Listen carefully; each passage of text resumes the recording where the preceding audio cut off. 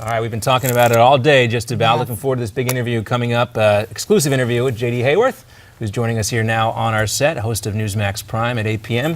J.D., great to have you with us. The exclusive interview with Ben Carson. We got word that he's jumping in the race this week. What was the thing that stood out most to you about your conversation with him? Well, the thing about Ben Carson, and let's understand for purposes of full disclosure, a lot of folks get into politics, and the vast majority of people who do so are people persons. They genuinely enjoy people, and Dr. Carson is no different.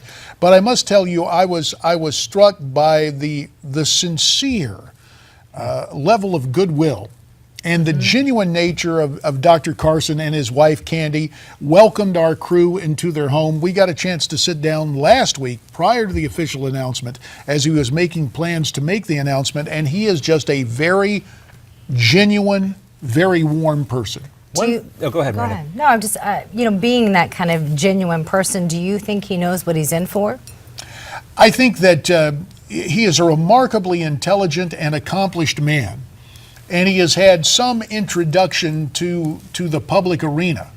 But there is nothing that prepares you for running like political office, like doing it. And certainly nothing like running for the presidency. And I say that because you've said that a number of times to us, being a former congressman. And look, I just got elected to Congress. I didn't run for president, maybe I had designs on it, but the level of scrutiny and now with social media and so many different outlets, the level of attacks that one can endure are really something. All right, Ben Carson definitely trying not to be the candidate of yesterday, talking about future generations. Of course, this is going to be important, this election cycle. Let's listen to what he had to say just about that. I believe there should be, because when these things were put into effect, the average age of death was 47. It was a very different time. We have not adjusted with the times. So again, that's a discussion that needs to be had. It could be that we may need a constitutional convention. We may need a convention of the states to start talking about term limits, not only for judges, but for legislators also.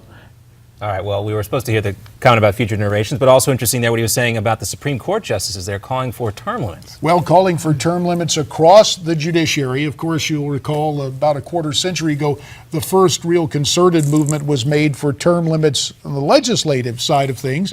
I voted for term limits. They didn't get put into place. And of course, the joke is, at least in the electoral process, you already have term limits. It's called voting for the other candidate. And that's a way to end the term of incumbents or impose term limits. But I think in all sincerity, when you hear Dr. Carson, he is someone who will bring, I know he's a highly skilled surgeon, but dare I use the term bedside manner? I think I will. He brings a very gentle, calming, reasoned approach to this. And while at times he can say things that from someone else might seem quite incendiary, from Ben Carson, it is not the full-throated cry of a partisan warrior.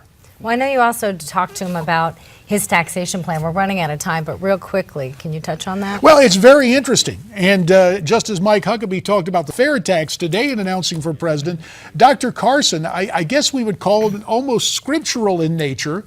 Dr. Carson says, what about taxing to the tithe? In other words, 10%. If the good Lord's only asking for 10%, why on earth should Uncle Sam ask for any more? He doesn't quite put it that way, but in his own thoughtful way, we discussed that as part of the interview. Well, we look forward to seeing that. That's going to happen tonight? That happens tonight. Newsmax Prime, in prime time, fittingly, 8 o'clock in the East and 8 o'clock Pacific time, which, of course, translates to 11 p.m. in the East. So 2 chances to watch it tonight here on Newsmax TV. We hope you'll join us for that and the rest of Newsmax Prime at 8 o'clock. All right, JD, we'll tune in for that. All right.